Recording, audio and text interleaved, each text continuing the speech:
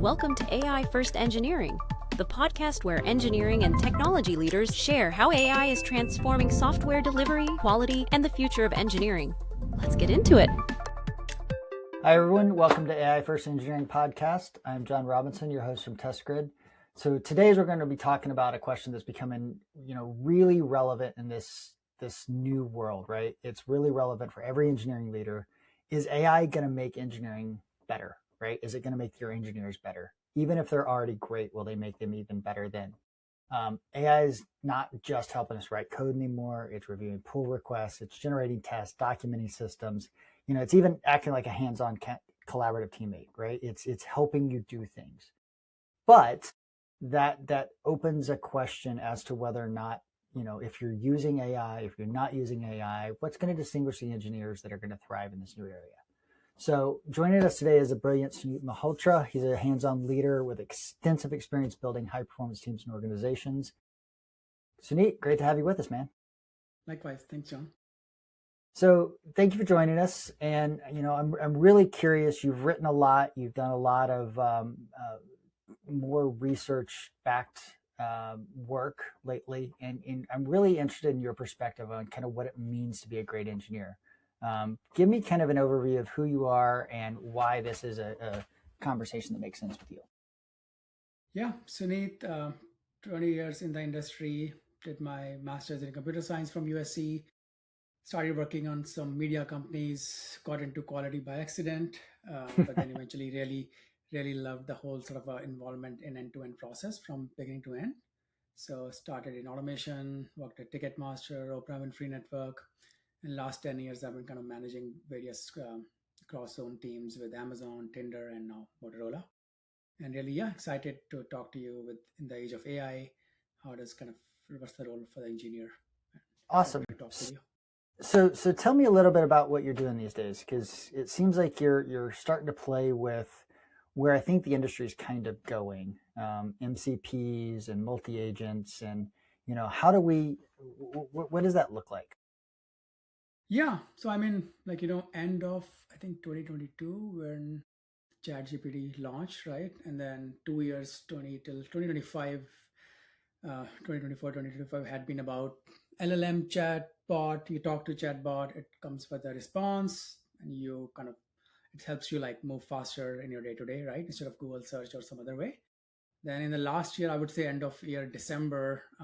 Last year has been all about agents, and kind of what basically it is you give chatbot LLM agency to do stuff on your behalf. So instead of you just waiting with the chatbot and then doing the things, you empower the agents to do work on your behalf, and that helps you improve productivity. You can have 10 sub agents doing the work for you, and then as a human you kind of look at the review and it helps improve your productivity. And kind of now the next phase is using loops or using tags. How do you further give agents more and more stuff to done on their own with less and less humans in the loop? And end goal is to get the work things done faster, and as a builder, as a programmer, I can do much more stuff rather than just building one thing at a time.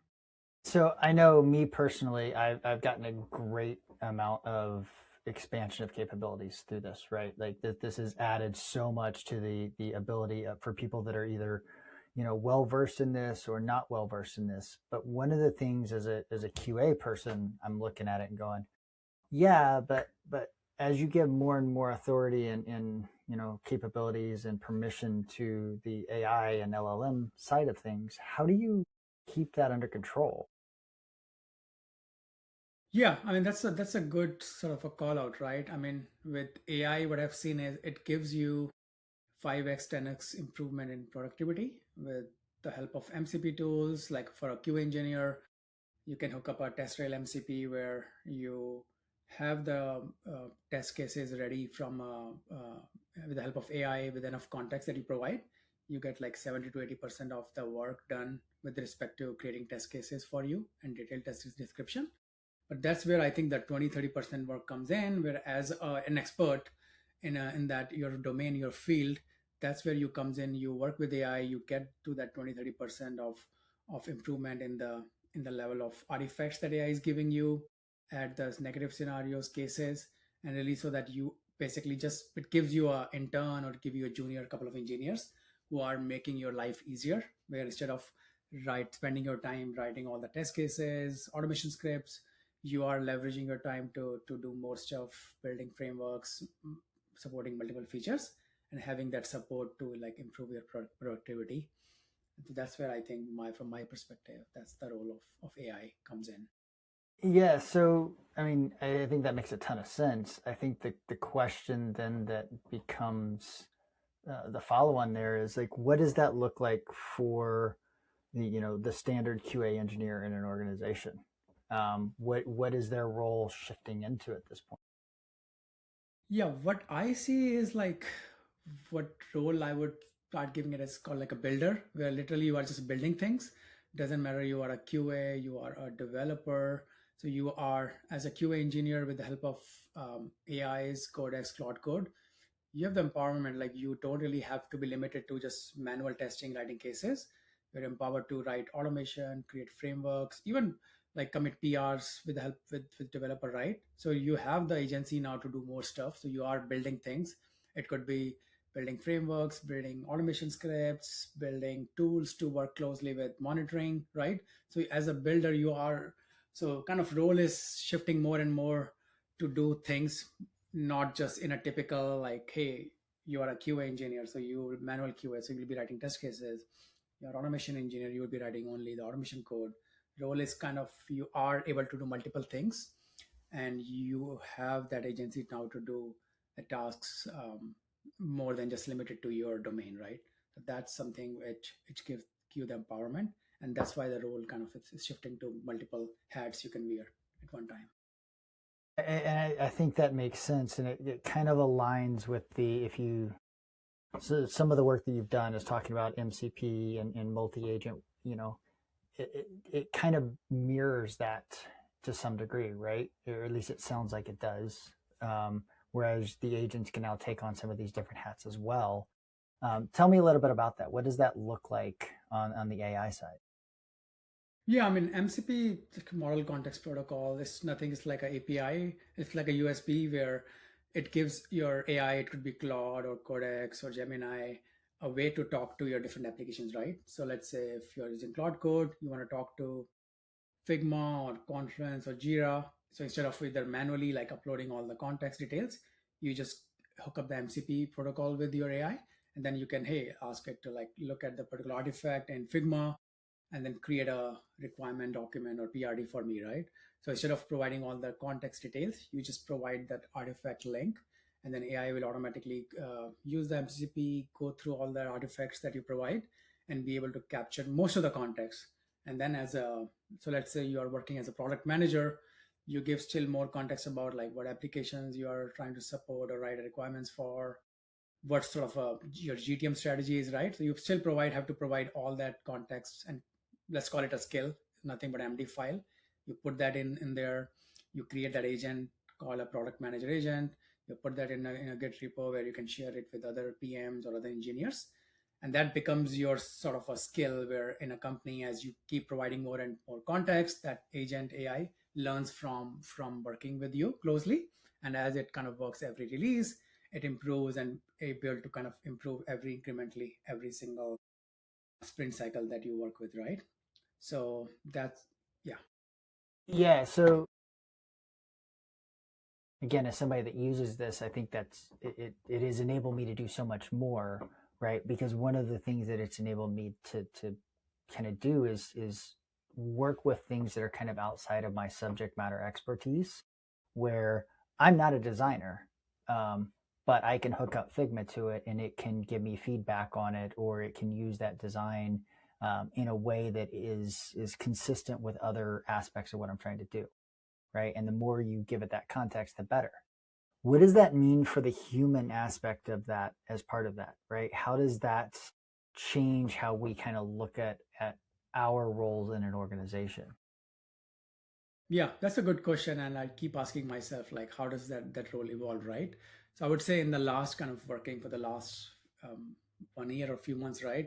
What I've seen is AI get you to like 70%, 80% kind of artifacts, right? But as a human in the loop, I'm still there where I am looking at the artifact, continuously getting it to that remaining 20-30%, which is still lacking, right?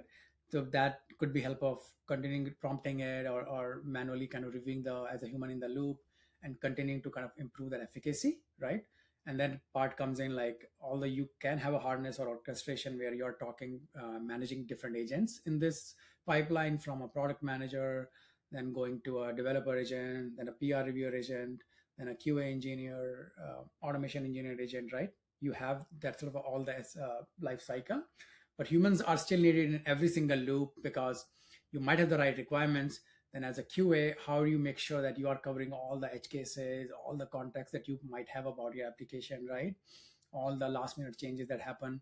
So that 20-30% comes in, where you review everything, you improve on the automation, right? And then all the coordination to get an artifact live, to feature live to the real users, right? That's the part comes in where you are still reviewing everything and making sure, managing all the coordination and all. That's where, and it keeps changing. Like, maybe in my next year, things might look like different. Maybe it's 95% done by AI. And Well, that's the thing I'm struggling with, right? Like, it seems like every week there's a new model coming out, and understanding the differences there, I think, is also important as well. Like, which ones are good at which things, and how do you take advantage of the best aspects of them that are geared towards certain capabilities, right? I completely agree. So that the token maxing thing, I think, is kind of done now. Like, for the last I hope so. months, yeah, it was all about like who's in the dashboard, like using the max tokens. Now it's more about like how you efficiently, like, using the right model for right. So you can use, Yeah. like, if your personal project, you can use Open Router and literally use some open source models, and kind of use this frontier models to do the 10% of the work that really requires some sort of a Yeah. best use cases, right? So that's where I think humans come in, and that's your, like, as an orchestrator, as a you're managing all this and making sure you are optimally using your cost and efficiently driving those use cases for you. Yeah, so you're working on a paper now, talking about using LLMs as a judge, right, to help with some of this process. Tell me a little bit about that. Yeah, I mean, so the problem I kind of noticed in the last few months working with AI, right? I was able to generate like tens of 20,000 lines of code every other day with the help of AI. I was able to literally leverage it to kind of do 10x the work. But then how do I measure, like, what it's doing is correct or not? Some applications, some stuff that I might be working on will be visible to the real users live, right? And how Yeah. do I ensure that the work AI is doing is the right sort of output I'm getting? And one example I gave is like, I had a goal for my AI. Usually I do in the night is like, hey, get me to a 95% stability of some of the test cases that I'm running. And the next day I come in, the goal was met, but then the comment I saw from Cloud Code was like, hey, I commented out 20% of the failed cases to meet the goal. So I was just going to say, it kind of sounds like AI is susceptible to the same thing humans are when it comes to.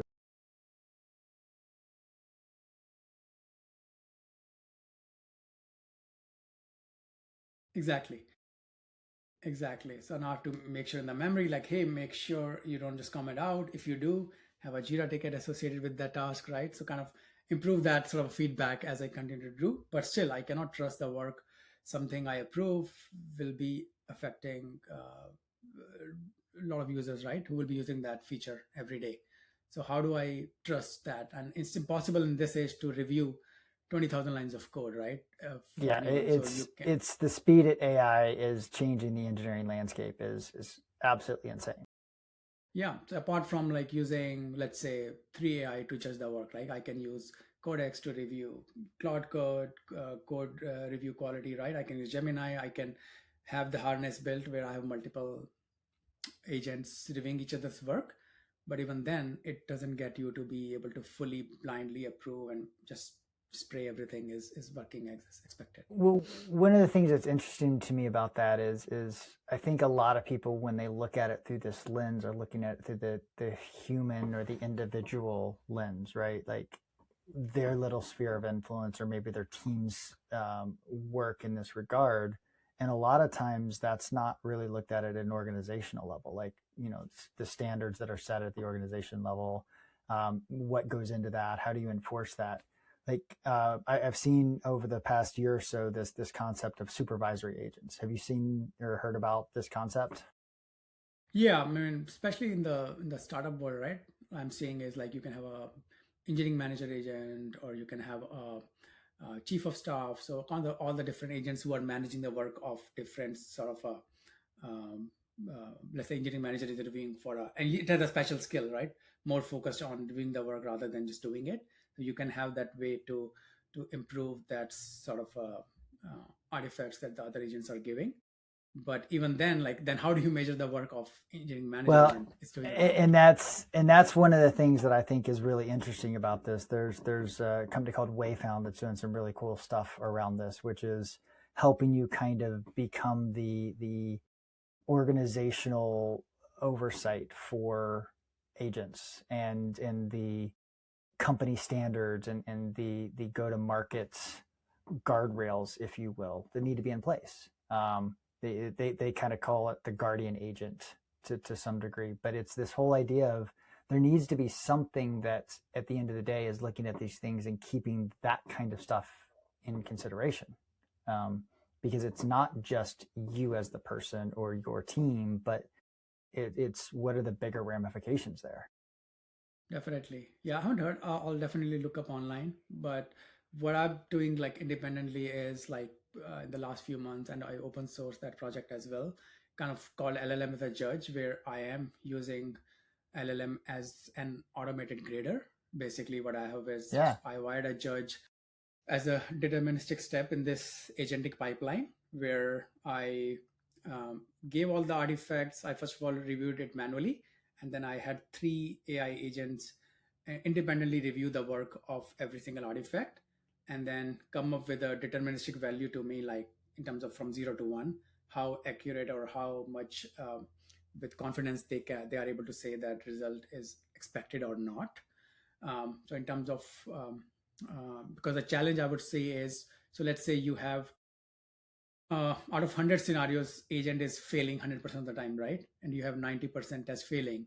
In that case, you will have a 90% success rate because LLM is failing every single time, but then your 90% of the test cases are failing anyways. So by coincidence, you will get a false sense of security, like, hey, okay, my agent is 90% accurate, and you approve that, and that will result in all kinds of failures.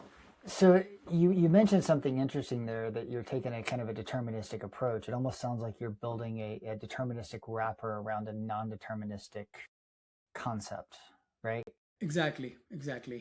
So what I used was a term, like a measurement criteria called Cohen's kappa, where basically it's like a measures agreement that beyond what a chance alone that would produce the data, right? So let's say the Cohen's kappa k is equal to 1 is like the perfect, everything is like from 0 to 1. That's a perfect score, where 0 is like not better than a coin flip, like it might work or might not work.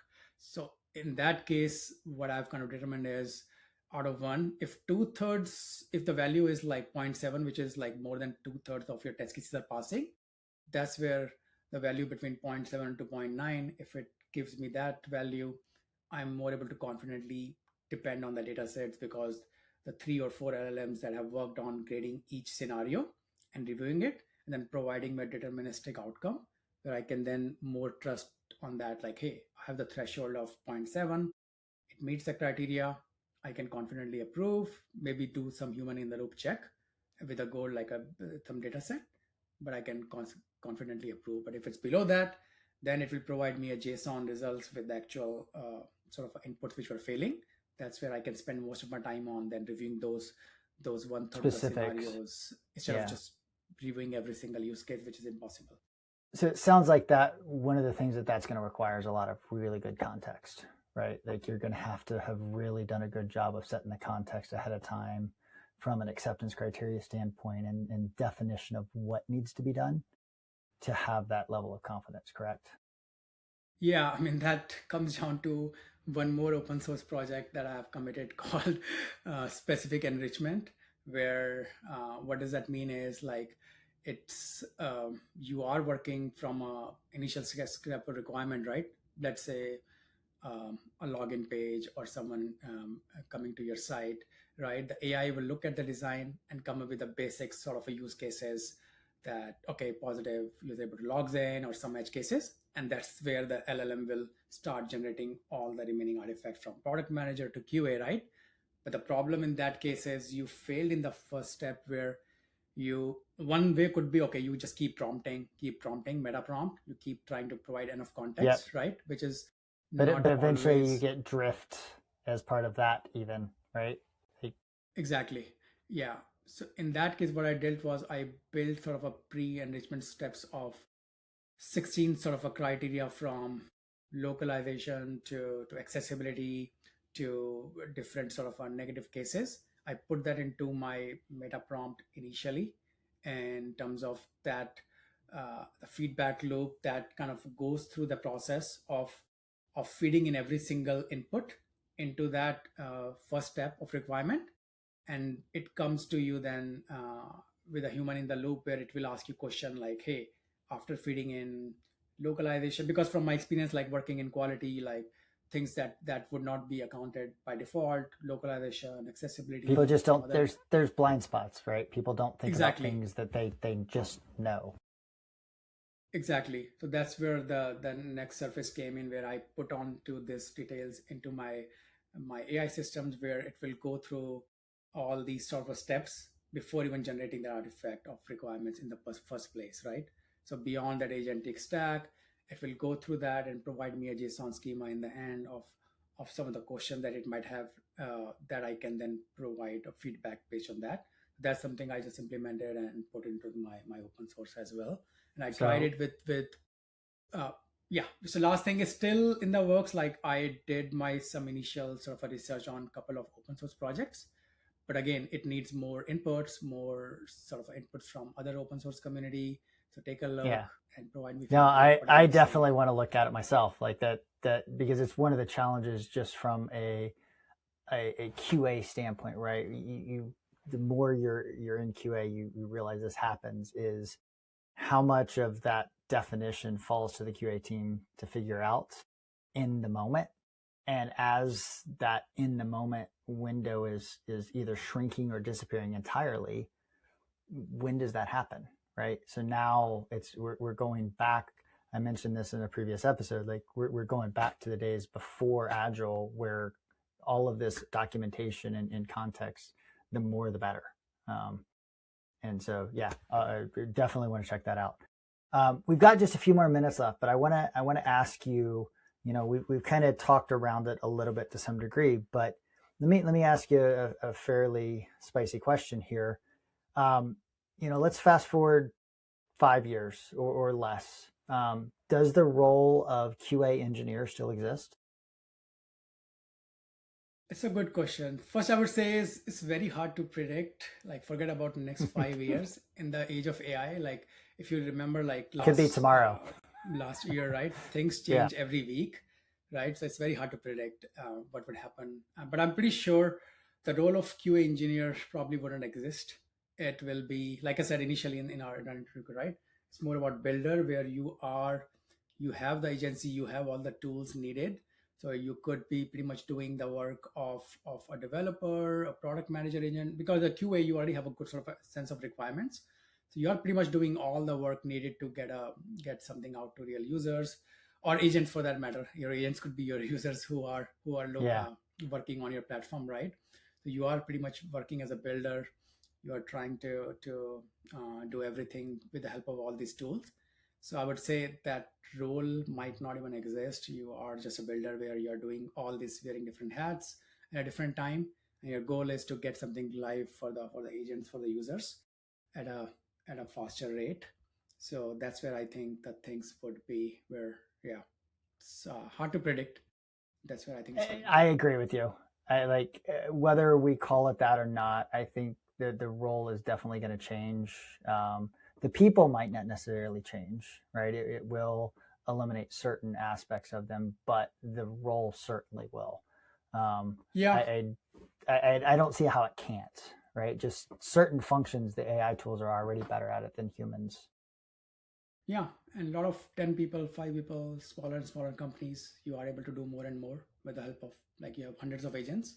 It doesn't have to be like 100,000 people, right? That something might change as well in terms of smaller and smaller companies. Well, and I'll throw you this last question out to you and just get your opinion on it. You know, one of the things that I see happening over the next few years is a shift away from the term testing and more towards quality as a whole, because the testing function is slowly getting absorbed into some of these other capabilities. Yeah, I mean, agree, but definitely, like I said, with agents working on it, you still need to kind of focus on like overall quality for the users. It could be, like I said, for agents, for users, how do you kind of make sure your product is still meeting that sort of a bar, and really make sure the hallucinations that sort of is not happening. That's where I think quality becomes more and more important as a use case, not less. Agree. So just, yeah. So, Suneet, this has been great. I love the conversation, and I want to check out your open source projects as myself. But tell people where we can find those. And you know, you mentioned a couple papers. Tell us where we can see those, track those down. Thank you. Yeah, I'll share the GitHub link. It's open source for the folks to download. If I can share you the link, hopefully you can put in the notes for you. Absolutely, put it in the show notes. And they can follow me on my suneetmalhotra.com website, where I put daily blogs related to AI news, as well as my LinkedIn. Happy to awesome. Offline. Yeah, I'll take all that and throw it in the show notes, and we'll follow up. And you know, man, I appreciate it. This has been great. Thank you for joining us, and we'll talk to you again soon. Thank you. If you enjoyed this episode, follow TestGrid for more conversations with engineering and technology leaders building the future of AI-driven software delivery. Thanks for listening to AI First Engineering.